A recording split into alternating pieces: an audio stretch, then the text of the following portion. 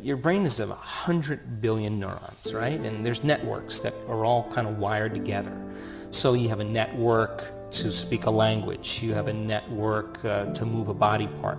You have a network to see certain shapes and colors. They're all just individual networks. And so when you're living by the hormones of stress and you're reacting to something and your body's knocked out of balance, when you're in stress, you can't predict the next moment. You have the perception that things are going to get worse.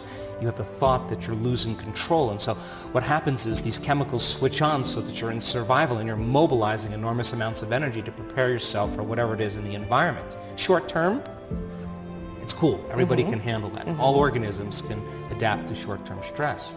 But if the stressors keep coming and you're trying to control and predict everything in your life and you're switching your attention from your cell phone to your problems, to your husband, to the shopping, to your boss, another thing, every person, every object, everything, every place has a neurological network in your brain. So as the hormones are arousing your brain and you shift your attention, if you were to measure the brain when it's doing that, you have different networks that are firing out of order. And you measure that, it's like a group of people that have no rhythm playing the drums at the same time. Totally incoherent. Incoherence.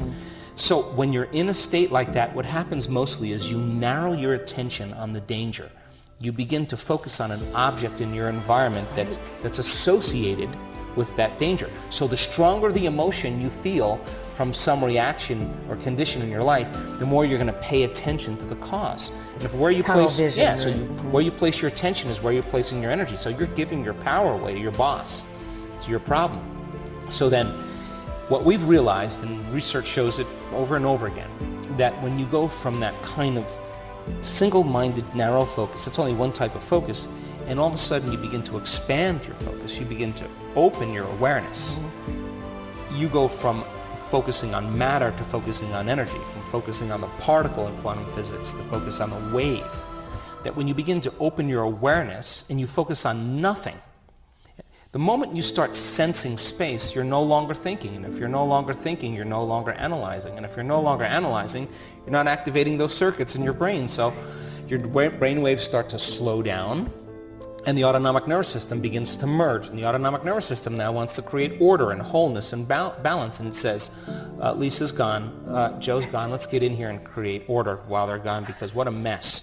And all of a sudden it starts to synchronize different compartments in the brain.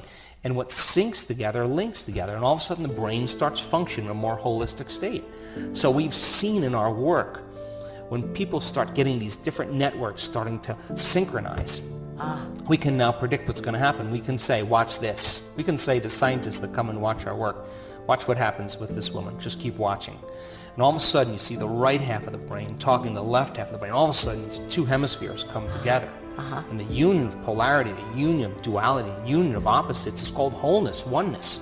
And the brain has this psychic union, and at the same time the heart bursts wide open. Why? Because the person's feeling so whole they no longer want anything. I mean, how could you want when you're whole? So now the heart is coherent and it's sending more energy to the brain. The brain is coherent, it's sending more information to the body, and all of a sudden the person's in a whole new state of being.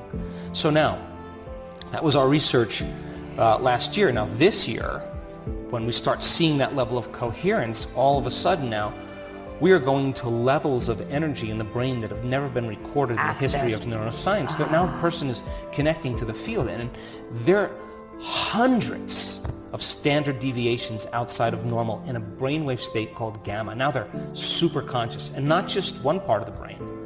The entire brain is in this super conscious state, and whatever's going on between that person's ears is more real than this world we're sitting in right now. They're having a full-on sensory experience without their senses, and they can't make their brain do that. It's happening to them. And it's not happening with one person, two people, three. We have the same patterns over and over again. And when we now know that we can induce it, we now know how to create it, It's redundant. and we now know we can predict it when it's about to happen. I can say, watch this, she's going to pop, she's going to go. What do you mean? Just keep watching. And you know, when a brain scientist looks at this, the first thing they think is seizure. They think they've never seen anything like this. And they, oh, she's having a seizure. And I said, does she look like she's having a seizure? You know, she's just totally connected, big smile on her face. Yeah. Her brain is just in a super, super aroused state. But the arousal is not coming from some threat in her environment.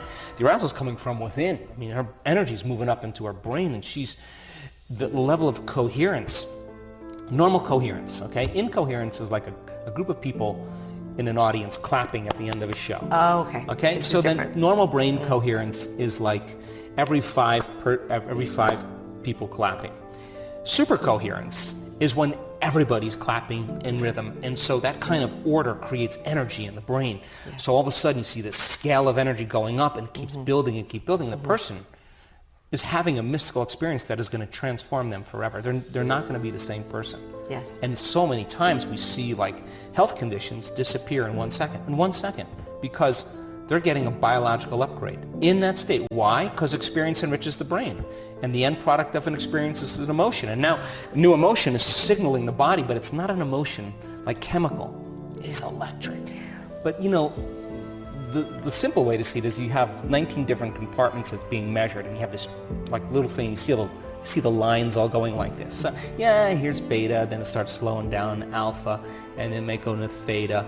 We have to figure out other ways to view it and other ways to read it, or scale it down so we can see it. And fascinating. Yeah, it's way outside of normal. So when a person's in fear, like we're in normal beta brainwave patterns. We're awake, we're aware, and we're aware of our body in an environment and in time. But when you get aroused because of some threat, from beta you move into what's called high beta, a super aroused state. Now the brain is vigilant. It's scanning the environment to predict what's going to happen next. Okay. So high beta is like driving your sports car in first gear on the freeway. It's not going to last very long. Right. But when we see these transitions into gamma, gamma is actually a faster frequency than beta. And the person moves right through beta, right through high beta, right into gamma. And because it's so orderly, because most high beta is disorderly, but when we see that kind of order and they're passing through high beta, we know they're going to go right into gamma, and they're going to go into very, very high amplitudes of gamma. We don't see things how they are, we see things how we are, right? So the brain only perceives equal to how we're wired and how we emotionally feel. So imagine having a full-on sensory experience without your senses right now. What if your senses were heightened right now by 25%? Everything you're seeing, hearing, smelling, tasting, feeling. If your senses are heightened by 25%, your awareness of everything around you is heightened. Awareness is consciousness. You can't have consciousness without energy. So the brain gets a rush of energy, and now the experience lays the tracks down in the brain. And now when we come back to our senses, we are going to perceive a broader spectrum of reality. Now our brain is wired to perceive what has always existed, but we didn't have the circuits to perceive it. And now the person's getting a broader glimpse of reality. And science says we perceive less than 1% of reality. Well, now they're getting a glimpse. The sacred is so much grander than the mundane. Yes. And so in a moment, a person is now no longer in the labyrinth of life. They are looking at it from a different dimension. They know where they need to go on. They're no longer asking anybody for answers. They're getting a download from the field. Yes. And we actually call it a download. And with that download comes a biological upgrade. There's an upgrade because all disease is a lowering of frequency according to the quantum model. It's incoherence. The body is disorderly. It's slowing down in frequency. So now, once the system switches on, all of a sudden that person is drawing from the field. Get ready, because the body is going to take on a new frequency, and we see eczema disappear. We see tumors shrink. The diseases can no longer exist because there's a change in the human operating system from energy, not from matter, but from energy. From energy. Yeah. How much of your waking day do you have your attention on matter? And how much of your waking day do you have your attention on the field or energy? Most people are local in space and time, and so all of their attention is on matter. So in our work, we say, when you take your attention off your body, you become nobody. When you take your attention off all the people in your life and your identity, you become no one. You take your attention off your cell phone, your computer, your car, You're in no thing. If you take your attention off the place you're sitting, the place you need to be, you're in nowhere. If you're not thinking about the past or the future and you're in the present moment, you're in no time. And that's the moment you become pure consciousness. That's the moment you're disinvesting all of your attention and energy out of this three-dimensional reality. Now, this three-dimensional reality is real to us because we perceive it with our senses. Yeah. But the quantum is a realm that exists beyond the senses, and you could only experience it with your awareness. So then imagine... It's just as real. It's more real.